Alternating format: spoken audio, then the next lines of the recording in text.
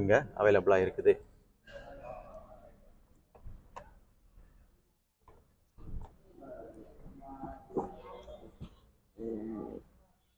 இந்த லிவரை நம்ம ஆக்சஸ் பண்ணி சீட்டை ஃபோல்ட் பண்ணுற மாதிரி கொடுத்துருக்குறாங்க.